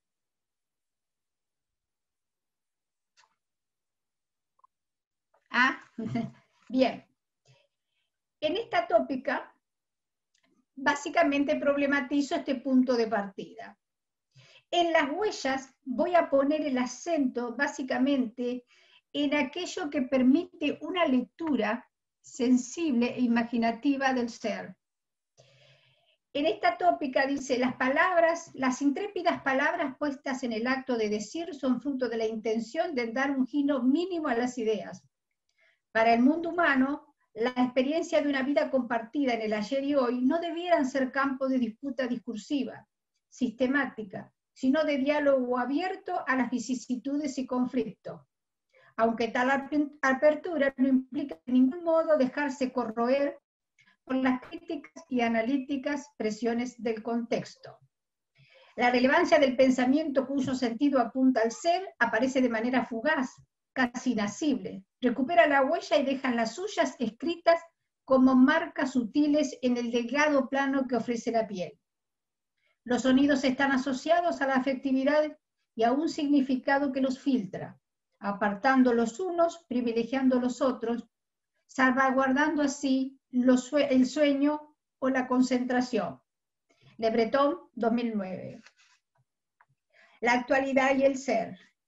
En esta tópica, la acción de pensar no pretende en principio deslindar el campo objetual del pensamiento de aquellas intuiciones por las cuales la disparidad de criterio enriquece, antes que obturar, la búsqueda de articular las ideas al contexto. El andamiaje conceptual de este trazado retoma las ideas, incluyendo en ellas otros mapas de significantes, apuntando a reflexionar acerca de qué, y aún en los avances críticos de la filosofía, el porqué de estas instancias que pretenden emanciparse de los principios filosóficos de los problemas clásicos. Lo paradojal en todo tránsito discursivo, cuando éste pretende asir el ser a las afirmaciones generales, es que él mismo no se deja aprender por las razones estatuidas ni adaptarse a la lógica de las definiciones.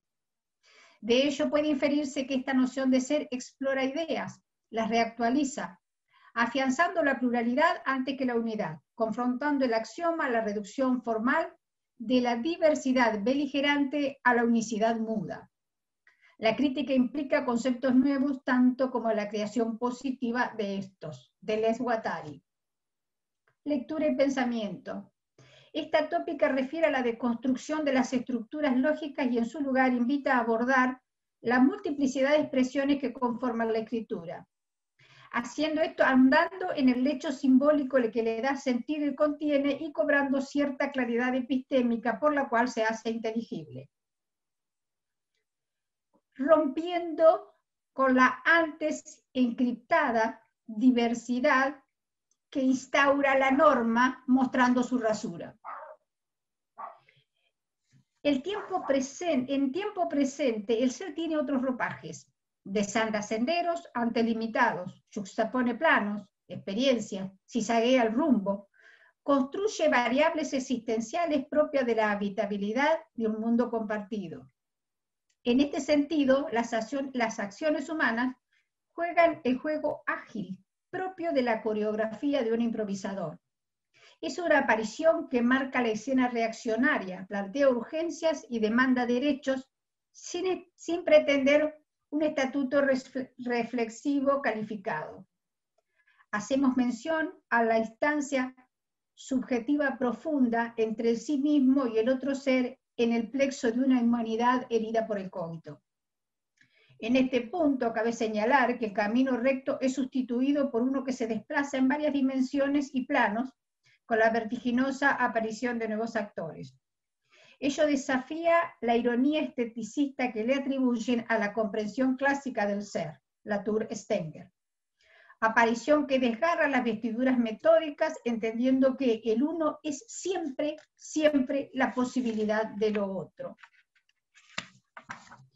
Un modo de concluir estas ideas mínimas sobre los ejes que he desarrollado tiende a decir: llegado a este punto, es dable señalar que la visión humanista de estas líneas busca alertar acerca del ser, de los modos en que es expuesto a un mundo dañado y que lo daña, al escepticismo que se le atribuye como ausencia de sueños y proyectos, sin considerar que estos son fruto del agotamiento de los diversos paradigmas racionales en el tiempo, como de una entropía que dispersa en vez de conjugar las articulaciones copulativas del verbo.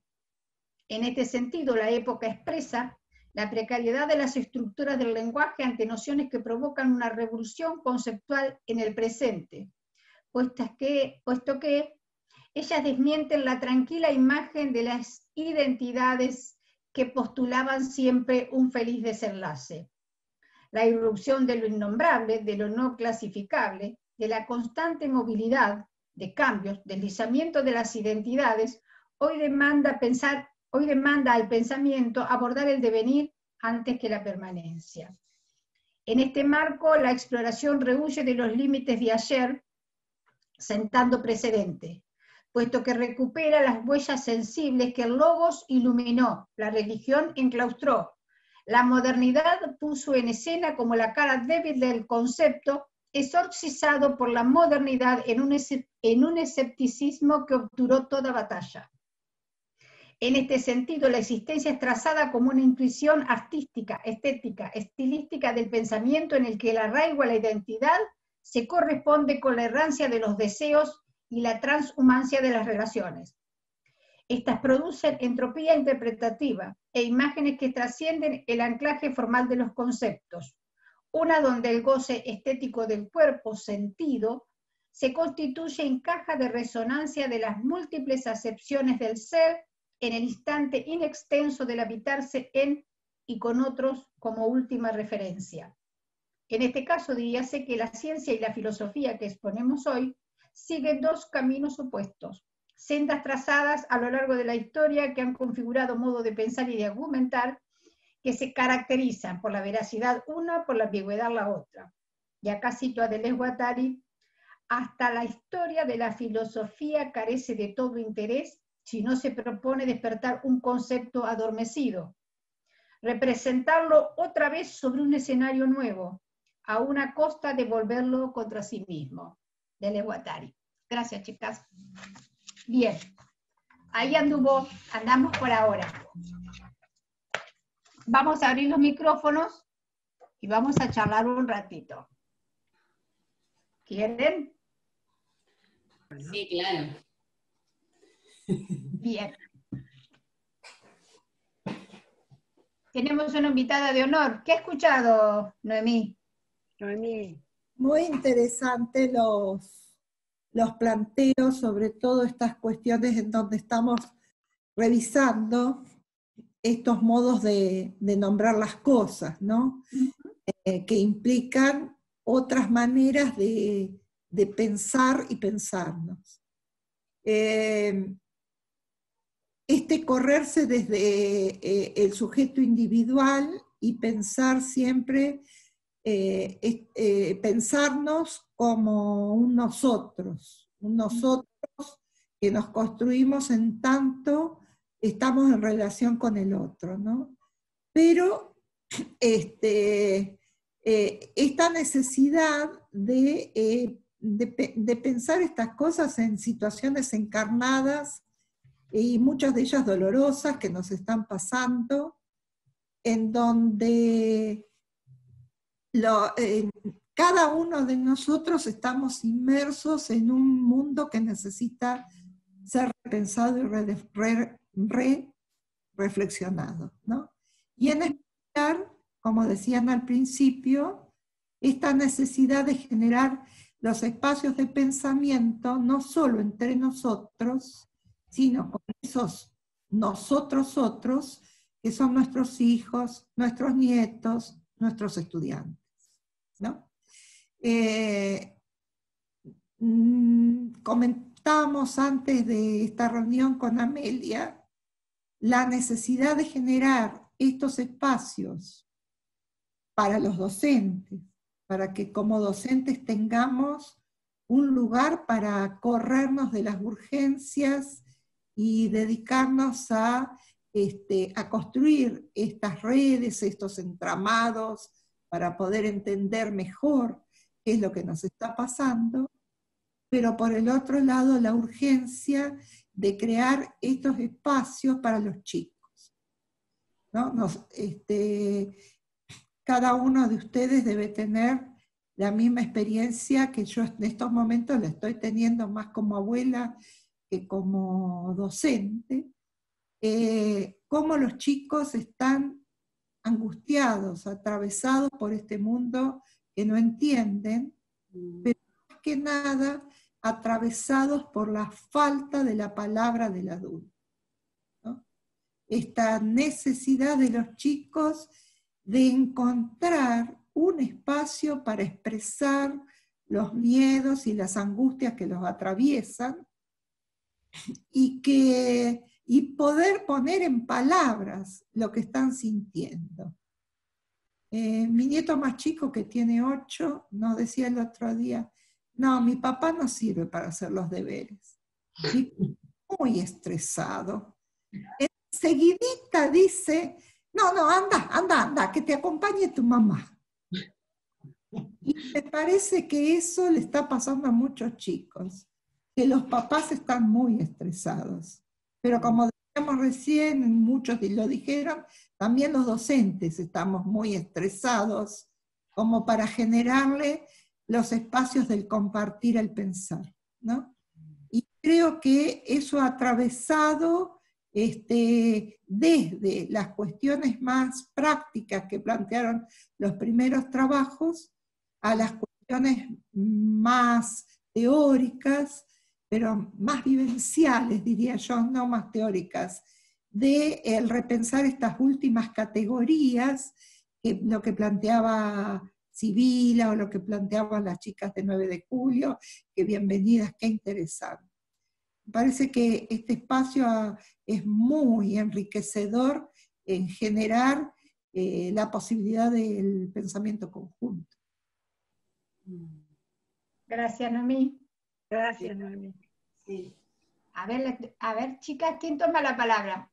No, algo que me quedó Está muy bueno el aporte, gracias Noemí por estar, es muy valioso, bueno, todas, ¿no? A todas les agradezco por estar y darnos esta posibilidad de vernos en este cara a cara que no es el apapacho, ¿no? Afectivo. Una de las cosas que me resuena de lo que Noemí señala respecto de los niños y de las infancias, que es el tema que trata Banqui, es los espacios de afectación. Esto del aislamiento no solo a los adultos nos ha confinado en un espacio reductivo de no encuentro, sino que a los niños a través de la cuestión, o sea, de la información de los padres o de la vivencia cotidiana, los ha, de alguna manera, los está rigidizando o colocándonos en muchas situaciones en un espacio tan estructurado y tan reducido que es imposible no solo manifestar la palabra, el afecto, el sentir que los niños tienen miedo de ir a abrazar a alguien o de que no pueden expresarse por el temor a un contagio o lo que sea, eso me parece que es más que simbólico para esta reflexión acerca de las alteridades y de las diversidades en este contexto, ¿no? Sobre todo teniendo en cuenta que muchas somos educadores dentro de distintos niveles y que pensamos también la enseñanza de la filosofía para niños y para niñas y para niñas. Así que bueno, eso me parece como interesante de recuperar. ¿Qué pasa con la afectividad, con la afectación en este contexto que, bueno, todos estamos siendo atravesados, atravesadas? Y por el otro lado, me quedó algo dando vuelta de todo lo que dice Amelia, que tira así un montón de información, y digo, pará, separemos la paja del trigo, tiraste inicialmente algo que me quedó como que me dio a pensar, vos dijiste, me voy a centrar en focalizarme en el ser universal, yo no sé si te referías ahí a lo que puso en palabras luego Noemí, del ser como el universal, como el nosotros, como un colectivo, y no en el ser particular. Porque, bueno, yo sé que trabajás mucho a Dussel, lo has dado vueltas y lo has confrontado con distintos autores, y Dussel considera a este otro, ¿no? que grita desde su propia corporalidad sufriente y desde una necesidad de justicia. En esa necesidad de justicia y dentro de lo que en América Latina Enrique Dussel concibe como lo que mueve al filosofar, va a decir que no es una sintaxis lógicas de los lenguajes, sino hay que plantear en términos del enunciado existo, debo comer. Entonces, cuando vos planteás esto del ser universal o del ser particular, ¿en qué sentido de Dussel o de la propuesta de Dussel vos lo entramás, lo explicás? ¿Y dónde te sitúas esto? Me interesaría que nos aclares. Tengo un grave problema, ustedes saben que yo hablo y después me olvido, ¿no? Pero bueno, lo retomo. No, lo que yo le critico a Dussel, el hecho de considerar las víctimas a nivel mundial.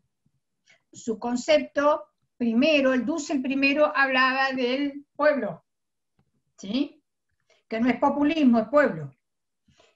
Posteriormente va a hablar de los exiliados, del pueblo en la política, y después de las víctimas del capital a nivel mundial. Lo que yo le critico a Dussel, que en esa universalización, ¿sí?, de que hace de las víctimas, pone a todas las víctimas por igual, y cuando uno universaliza pierde el rostro, a pesar de que él lo nombra, pierde rostro. Entonces, un modo de situarme más acá de Dussel es decir, hay víctimas a nivel mundial, pero tienen rostro, tienen cuerpo, tienen carne y sufren en su propia piel. Entonces, por ahí, la pérdida categorial que él hizo al llevar su idea al universal, le dio mucha amplitud, pero le quitó sentido a su escritura inicial. Y una de las críticas fundamentales que le estoy haciendo ahora es el hecho de que se ha dejado cooptar por las ciencias sociales, perdiendo el neto corte filosófico de los escritos. Si hay algo que le critico a la filosofía contemporánea es que no piensa el ser actual. Sigue enclaustrada en los viejos esquemas, cosa que las ciencias sociales han logrado en gran medida situar el ser y su problemática en la contemporaneidad. Las ciencias sociales no va a hablar de ser, sino va a hablar de microrealidades, etcétera, etcétera. Entonces, la distinción que hago entre lo universal y lo particular tiene cara, tiene rostro, tiene cuerpo. Y para mí hoy son básicamente las infancias y las juventudes, porque no tienen ningún lugar en toda la filosofía actual, salvo las especializadas en niños, salvo la especializada, pero no tienen un neto corte humanista que las centre en el núcleo del problema de qué le ofrecemos a los jóvenes y a los niños. Generalmente cuando yo aludo, esto está muy recortado, se dice que los jóvenes son escépticos. ¿Qué les ofrecemos a cambio? Se dice que los niños están prendidos de las computadoras que no tienen un mundo posible. ¿Qué les ofrecemos? Que no sea la violencia, el límite de tiempo, la norma y los neologismos. Los niños de hoy van al psicólogo, los niños de hoy están estresados. Ahí nos desprendemos de la responsabilidad humana que nos compete y lo largamos a las manos de los especialistas. También decimos de los jóvenes. Es decir, al joven le hemos cargado una mochila con categorías negativas, que el joven, yo tengo una parte del texto que dice, tiene la pesada carga de hacerse a sí misma a pesar de las controversias que genera querer pensar. Entonces, decir, bueno, parémonos desde un lugar y hagamos el mea culpa de decir que la filosofía, más que ninguna otra disciplina, desconoce el ser contemporáneo. Y otra de las críticas, que también va más adelante, es que incluso Dussel menciona lesbianismo, gay, comunidades disidentes, pero las menciona. Solo las pone como un complemento de la estructura conceptual en el que desarrolla sus ideas, pero no profundizan. Entonces vos solo estás mencionando para instalarte, pero no estás poniendo en escena el pensamiento crítico que debieras estar jugándote en filosofía. No sé si responde, Silvina, a lo que vos preguntabas. Perdón, y no es que a los chicos no les estemos ofreciendo nada, ¿no? Sino que es peor, le estamos ofreciendo unos modelos de interacción a través de los juegos, en donde les planteamos que la sociedad es violenta y que los problemas se resuelven solamente con más violencia, en tanto aprendas a aliarte con otros para compartir la acción violenta. Sí, sí, tal cual. Estás planteando un modelo social que el chico lo puede vivenciar en los múltiples planos de la interacción, aún en la virtualidad. Porque es bonito jugar a los chicos con los jueguitos, los videojuegos, ven que el chico está vivenciando que uno puede visualizar el problema desde múltiples caras, porque lo puede mirar desde su posicionamiento y simultáneamente él lo está viendo proyectado en la pantalla desde el posicionamiento del otro. Y sabe cómo pedir ayuda y cómo coordinar, y pueden interactuar y hablar, pero lo que le estamos ofertando en el fondo es cómo interactuamos para combatir la violencia con la violencia. Tal cual. ¿Por qué no esas herramientas para pensar en la interacción, para la construcción de un mundo en donde ellos puedan plantear el compartir? Tal cual. No es que nos estamos corriendo, estamos resignando los espacios de pensamiento. No es que no le estamos haciendo nada, peor. Nos estamos corriendo. La filosofía no se está ocupando, Noemí. La filosofía está haciendo un hueco, cuando debería ser el núcleo, el centro de reflexión de toda realidad. Sí, sí. ¿Querías la palabra, Claudia? Sí, bueno, igual se escuchó. Escuchaba y pensaba lo que decía Sibila, anda buscando el ser. Un ser tecnologizado, atravesado por este espacio virtual, descarnado, ahora agrego después de escucharlas.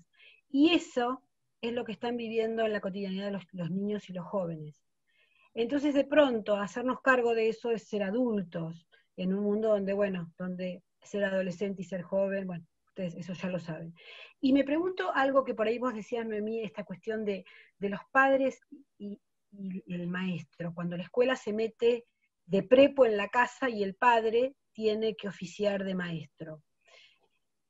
Y me pregunto esto, ¿cuánto hace que el padre no está en la casa y la madre no está en la casa y el chico está institucionalizado y va a miles de lugares, y ahora ese encierro, que es por APSO, aislamiento preventivo social obligatorio, sumado a esa no construcción de lazo social, familiar, porque la dinámica de exteriorización, la dinámica de estar todo el mundo ocupado, la dinámica del consumismo, del capitalismo, del hacer por hacer o del hacer más, ¿no? Hacer más para hacer más. Entonces, en realidad, también eso es filosófico. Porque imagínense, yo creo que en los hogares donde menos recursos hay, quizá hay mayor disposición al acompañamiento. Se me ocurre, estoy suponiendo. Y donde hay quizá más recursos, están todos conectados, cada uno de la familia en su mundo, creyendo que ese es el mundo más importante, descuidando de construir el mundo común. Y hay otro problema ético, ¿no? Y eso está en, alguien dijera, la célula de la sociedad, cuando yo era chica decían eso, era la familia, ¿no? Y en realidad esto también esta crisis pone en evidencia la debilidad de los lazos, que también sin lazos no va a haber otro, y si hay otro, es un otro pegado así con un hilito que se corta, ¿no? Entonces, por ahí replantearnos esta cuestión. Y bueno, la educación tiene mucho que ver con esto, pero bueno, que tiene que ver, pero el amor, la construcción, y ni hablar de ofrecer ese tiempo para estar visualizando y recreando la violencia, porque justamente esos juegos recrean la violencia. Entonces el sujeto potencial que sale es un niño que inocentemente va a tener reacciones violentas porque es lo que está apropiándose continuamente. Y ahí, bueno, el adulto, insisto, se borra. Bien. Porque no sé si por ahí me fui de mambo. Pero en realidad, yo quería sumar algo. Te damos la palabra, dale. Yo quería sumar algo a lo que estaban conversando y retomar también algo que había dicho Claudia. Primero esto de cómo los videojuegos se vuelven educadores de los niños, las niñas, las infancias, los jóvenes, las jóvenes.